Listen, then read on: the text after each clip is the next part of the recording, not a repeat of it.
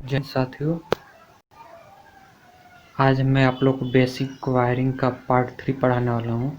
इस टॉपिक में हम कवर करेंगे केबल का कलर कोड, कहाँ पे कोई इस कलर का केबल हम यूज़ करते हैं, टेस्ट बोर्ड बनाना सीखेंगे और एक्सटेंशन बोर्ड बनाना सीखेंगे। टेस्ट बोर्ड का प्रयोग कहाँ किया जाता है और एक्सटेंशन बोर्ड का प्रयोग क्या किया जाता है, और कलर कोड केबल का, ये 3 टॉपिक हम लोग इस वीडियो में कवर करने वाले हैं। चलिए शुरू करते हैं।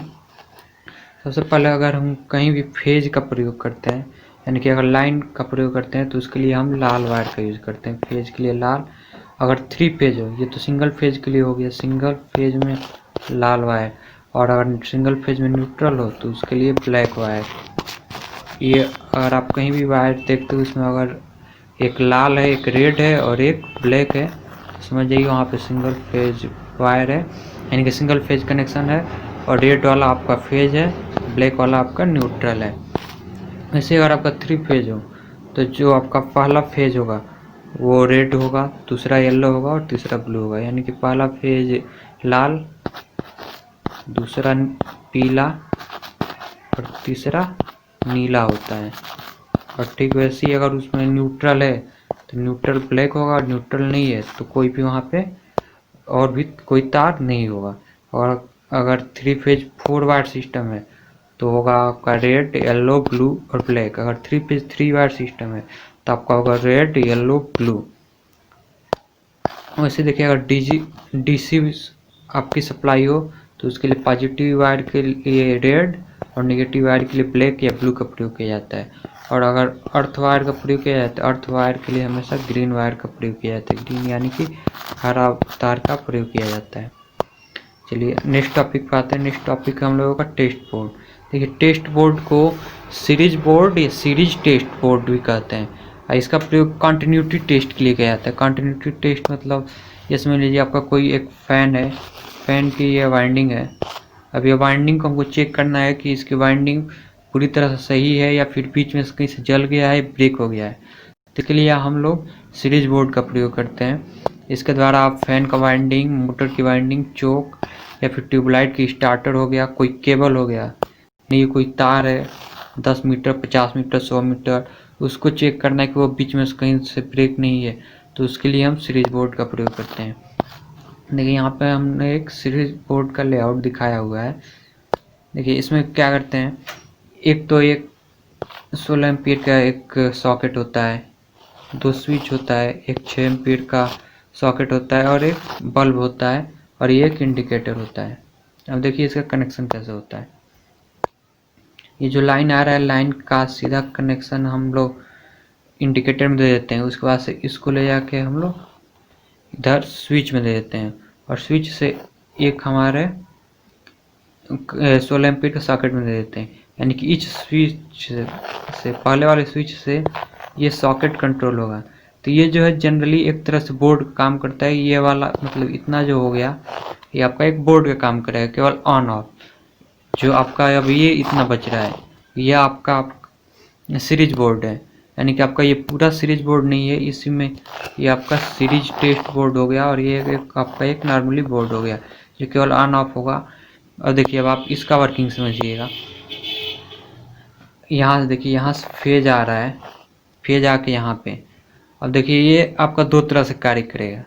ये आपका एक 6 एम्पीयर का सॉकेट है, और आपको यहाँ से चेक करना है।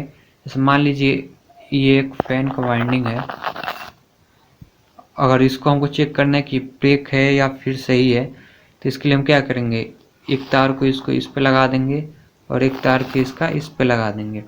तब देखिए यहाँ से एक कनेक्शन आ रहा है, यहाँ से कनेक्शन होते हुए ऐसे जाएगा, और फिर करंट इधर से होते हुए फिर इधर से होते हुए इधर आएगा, यानी फेज यहाँ तक आपके बल्ब तक पहुँच गया, ये ऐसे घूमते हुए। और यहाँ से देखिए, यहाँ से आपका न्यूट्रल होते हुए बल्ब तक पहुँच जाएगा। यानी कि अगर ये अगर आपका वाइंडिंग सही है तो आपका ये बल्ब जल जाएगा, और ये वाइंडिंग अगर ख़राब है, बीच में कहीं ब्रेक है या फिर टूटा हुआ है, तो ये नहीं जलेगा। तो इस तरह से सीरीज बोर्ड काम करता है। यानी कि एक तरीका तो ये हो गया कि जब आपका इस सॉकेट से आप इसको कंट्रोल करेंगे। और दूसरा तरीका ये है कि मान लीजिए केवल आपको लैंप ही जलाना है, उस समय आपको कुछ टेस्ट नहीं करना है। जब कुछ टेस्ट नहीं करना है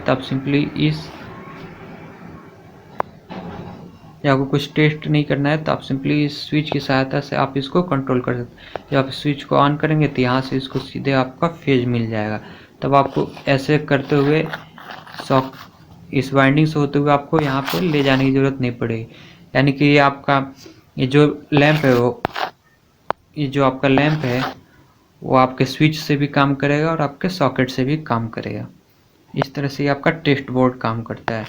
अब देख लीजिए एक्सटेंशन बोर्ड आप लोगों ने बहुत बार यूज़ किया होगा, हर रोज़ आप लोग लगभग यूज करते हैं।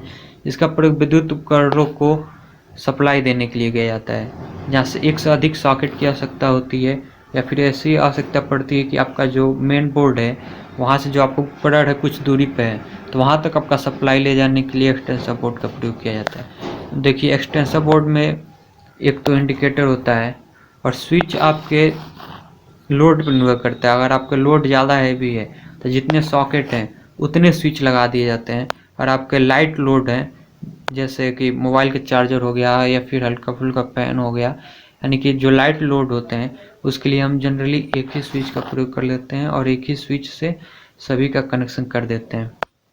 जैसे कि देखिए यहाँ से हम फेज ला रहे हैं, फेज को हम स्विच में ला देते हैं और इसी फेज से हम इंडिकेटर में दे देते हैं। उसके बाद से सभी जितने भी सॉकेट हैं उन सब के फेज वाले को आपस में कॉमन कर लेते हैं और इसको ले जाके हम लोग स्विच पे दे देते हैं। उसके बाद देखिए न्यूट्रल वाले को हम हर जगह सप्लाई दे देते हैं। इस तरह से हमारा एक कनेक्शन पूरा हो जाता है। अब देखिए जैसे हम इस स्विच को ऑन करेंगे तो जैसे ही हमारा ये स्विच ऑन होगा यहाँ से होते हुए सप्लाई हर सॉकेट के पास पहुँच जाएगी, और जैसे हम इसको ऑफ करेंगे सप्लाई कट जाएगी। तो इस तरह से हमारा एक्सटेंशन बोर्ड काम करता है।